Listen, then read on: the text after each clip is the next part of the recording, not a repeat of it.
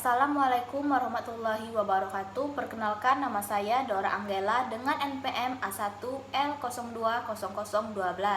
Saya berasal dari kelas 3B Bimbingan dan Konseling. Pada pertemuan kali ini saya akan mencoba menjelaskan bimbingan konseling individual terhadap pekerja. Assalamualaikum warahmatullahi wabarakatuh. Waalaikumsalam warahmatullahi wabarakatuh.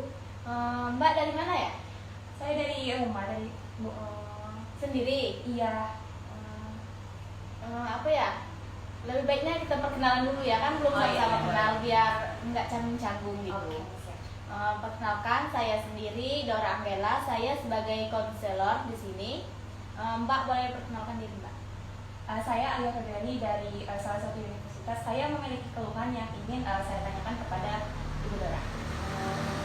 Berarti manggilnya Mbak atau Ibu atau gimana ya? Bebas aja sih, tapi Mbak aja sih bagus. Mbak. Di sini kan Mbak datang ke saya tentunya punya maksud dan tujuan tertentu ya. Iya. Nah di sini sebelum Mbak menjelaskan masalah atau keluhan yang Mbak ini yang ingin Mbak ceritakan kepada saya, nah di sini saya ingin menjelaskan. Biasanya dalam konseling kami mempunyai dua komitmen awal. Yang pertama asas keterbukaan dan yang kedua asas kerahasiaan. Di mana asas keterbukaan ini Mbak Alia bisa menceritakan semua keluhan atau yang Mbak rasakan kepada saya tanpa ada yang Mbak tutupi. Nah, yang kedua asas kerahasiaan. Yang Mbak ceritakan kepada saya akan saya jaga kerahasiaannya.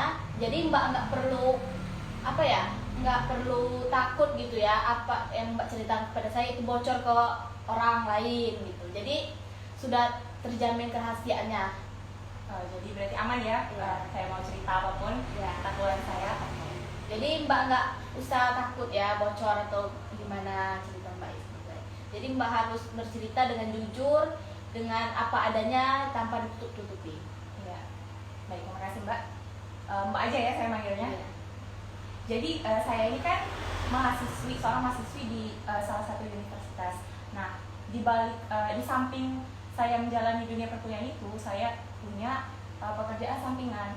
Nah, pekerjaan sampingan dan juga kuliah ini sebenarnya saya bisa jalani, tapi entah kenapa seiring berjalannya waktu saya itu punya gangguan bukan gangguan tapi tidak konsen dalam mengatur waktu saya antara belajar di kuliah dan juga mengatur waktu saya pada saat saya bekerja.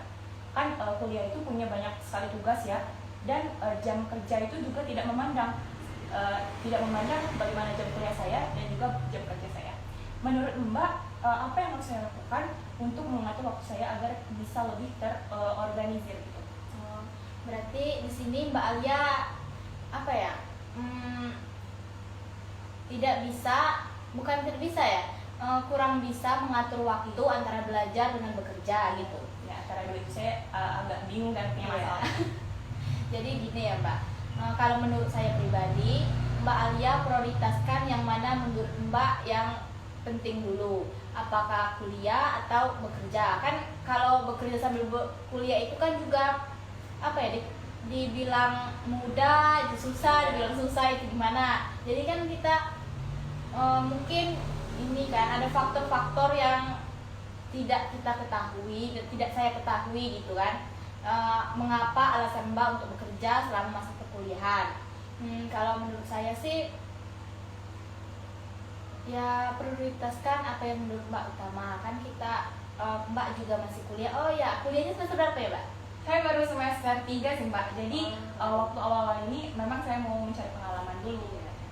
Baru semester 3 juga ya. Jadi tugas tuh mungkin ada tapi belum terlalu ini kan. Iya, mau seperti kita misalnya semester 5 atau semester 7 kan sudah harus fokus ke skripsi, tapi tugas-tugas yang di kuliah itu sangat penting. Dan juga kalau saya tidak bekerja, saya mau kenapa Mbak? Iya. Jadi saya mau minta saran. Nah, itu maksud saya tadi kan, Mbak bekerja di masa kuliah kan juga mungkin ada faktor-faktor tertentu.